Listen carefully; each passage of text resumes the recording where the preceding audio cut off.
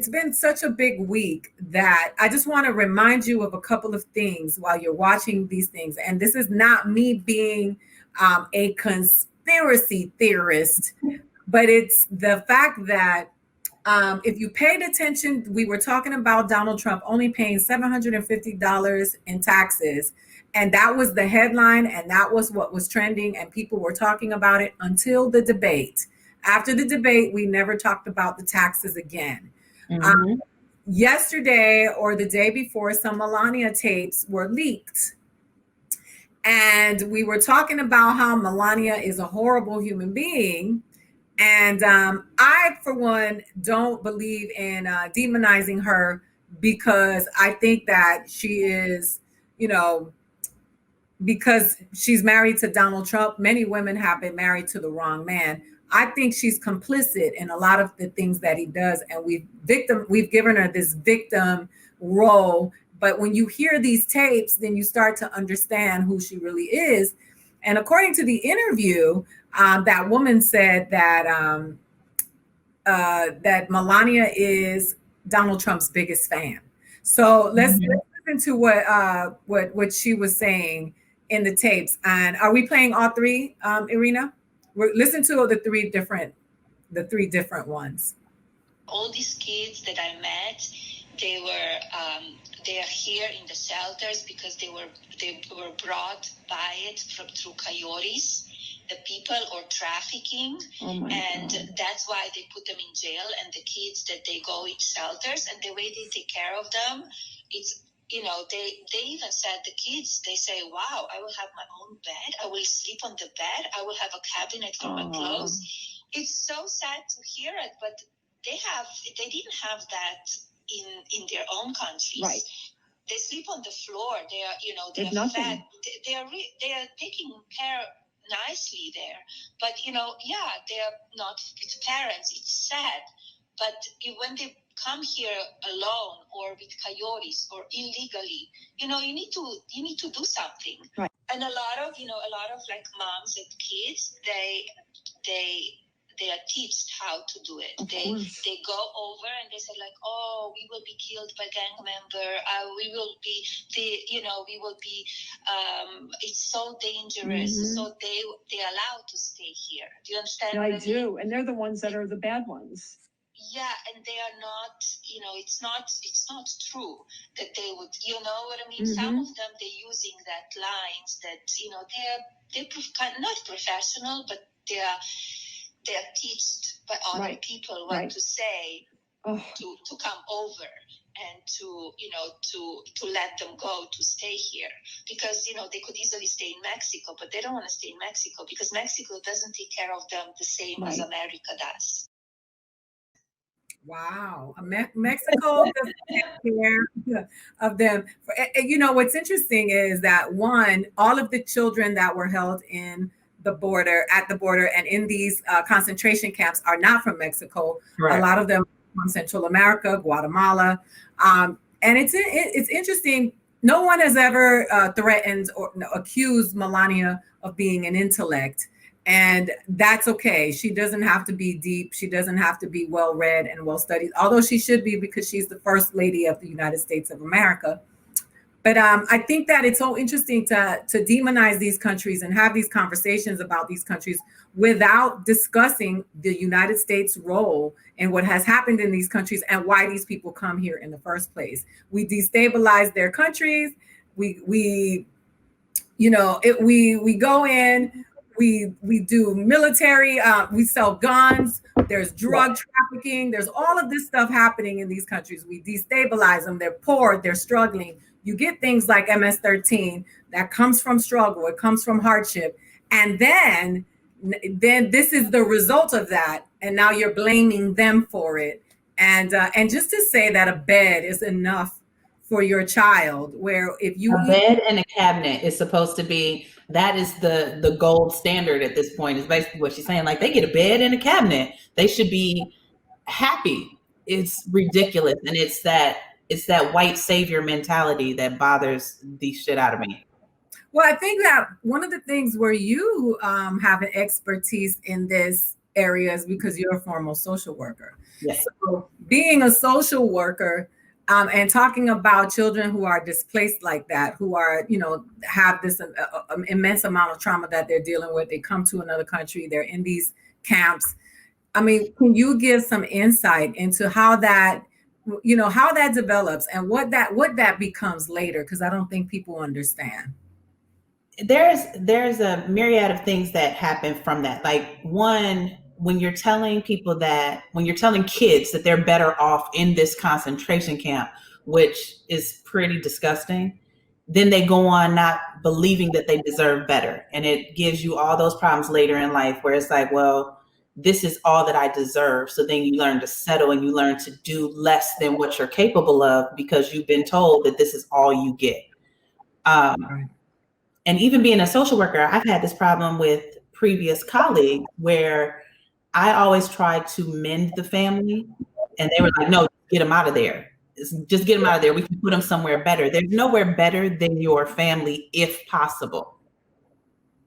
And we're not giving them the resources to make their family unit better or help the family. We're just like, no, we know better. Come over here and get your little aluminum foil blanket, a bed, and a cabinet, and you're good. Yeah, that's good enough for you. Yeah. I wish that was all that she had said, but it's not. There's more. They say I'm complicit. I'm the same like him. I support him. I don't say enough. I don't do enough. No, where I am, I'm working like my ass off. I know. Christmas stuff that, who gives a about Christmas stuff and decoration, but I need to do it, right? Yeah, but 100%. You have no choice. And then I do it, and I say that I'm working on Christmas, planning for the Christmas, and they said, oh, what about the children that they were separated? Give me a break. Where they were saying anything when Obama did that? I know. I cannot go. I was trying to get the kid reunited with the mom. I didn't have a chance. Needs to go through the process and through the law. Your messaging, you were so loved. They would not do the story. We put it out. They would not do the story. I'm telling you. You would not believe it. They would not do the story because they would not do the story because they are against us because they're liberal media. Yeah, if I go to Fox, they will do the story. I don't want to go to Fox. She doesn't want to go to Fox. It's funny. She doesn't want to go to Fox, and she's like, "Fuck Christmas." And that was what. See, the thing is, the gaslighting is what gets me, right? The when we were talking about Happy Holidays versus Merry Christmas, the right wing nuts, they went even more berserk, right? It was why does it have to be Happy Holidays? Christmas is our religion. It's rooted in our religion. It is the birthday of Christ. All of this stuff. Fox News is the way. Fox News is the way. Fox News tells the truth. Everybody else is fake news. Here you have the first lady saying Fox News and Christmas. What you mean the babies can't have no Christmas? Like, what are you? It tickled me so. And they are cut from the same cloth. Because as you see, what I took from it as well, she fucked the Fox News, fuck Christmas, and fuck whoever I'm talking to, because she wouldn't let her poor assistant at the time get a word in edgewise. Yeah, she was venting. She was like, yeah, but no buts. Fuck Christmas, fuck these kids. They mad at me. And let me tell you something. As a person who I think that you cannot support a politician if you can't hold them to the standard, if you can't question them, if you can't, Obama is not exempt from that. So when she said that they didn't do that when Obama was president, give me a fucking break. Does that make it okay? Like, that is where I was confused. Like, is it okay for that? So we shouldn't question you about what's happening right now because it happened during that administration as well. Like, that is it's disgusting it's all political. And that's my point when I try to tell people that they have politicized everything to where it don't matter anymore. And this administration, that is their whole go-to for everything. There's no, anytime a question is asked, it goes back to, well, you didn't do that when Obama was here, or no, because I inherited this from Obama. And it always goes back to this. And even their base, it's always attacking the previous administration. Like, we've been here for, you said it in the first 30 seconds of the debate. I was elected for 4 years, not 3.5. So all these years are your fault, my G. Yeah, that's right. That's right. So now there's one more tape, and it's talking about the infamous jacket that she wore, which was, perceived to be very insensitive at the time. And no matter who it was directed at, it was still, the message was received as being, one, apathetic, self-centered, insensitive, and just downright wrong. And here's what she had to say about it. All the time that he is only one, right, for everything. So you understand? I do. So what prompted you to want to buy that jacket? I'm driving laborers crazy, that's for sure. And that's what, and they deserve it. You understand? I know. And everybody's like, oh my God, this is the worst, this is the worst. After, come on. I know. And they are crazy, okay?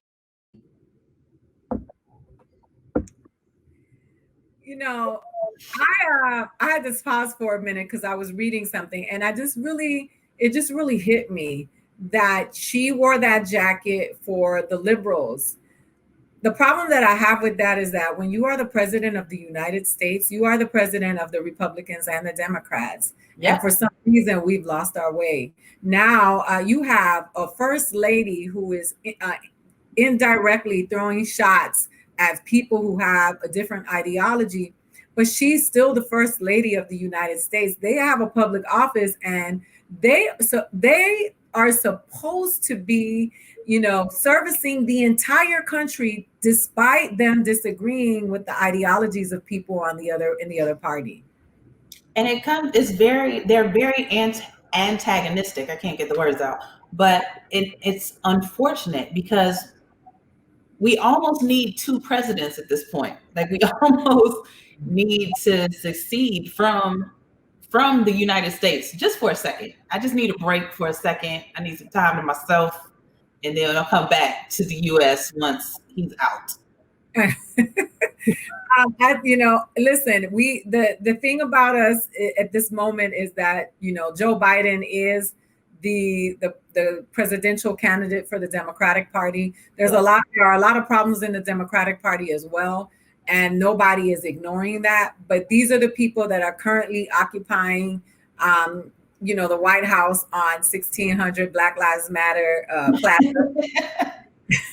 I just think that it's very interesting that these tapes get released, and then a few hours later, they come down with coronavirus.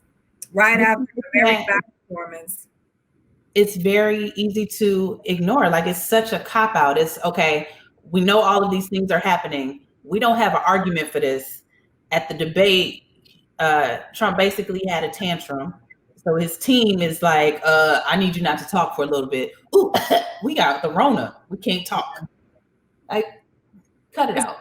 Off kilter, right? And then people say to me, well, Doc, you're such a conspiracy theorist. This is so outlandish. Really? The funny thing to me is you have a government that infected people with syphilis. Right?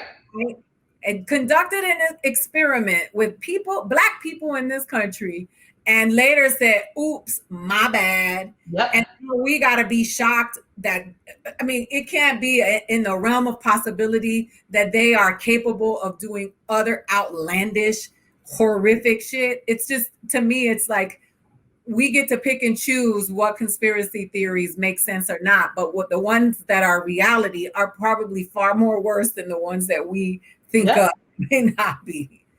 Because people of color in general are so forgiving, especially Black and brown people are so forgiving. That's why when somebody does something messed up, we're like, oh, bless his heart. So our theory of what could possibly be happening is always less devious than what's actually happening. Yeah. We're over here like, oh, he's just trying to steal some cookies. No, he's trying to blow up the earth. Like That's what's happening. It's ridiculous. And I think a lot of times now, especially, and I've been talking to friends about this, about getting out to vote. There are so many problems in the Democratic Party, which I completely understand, but Biden's what we got right now. And putting Kanye on the ballot it's not helpful. And we actually will have an adult in the White House who people can talk to and get through. And then those other problems within the Democratic Party, let's work those out once we regain power.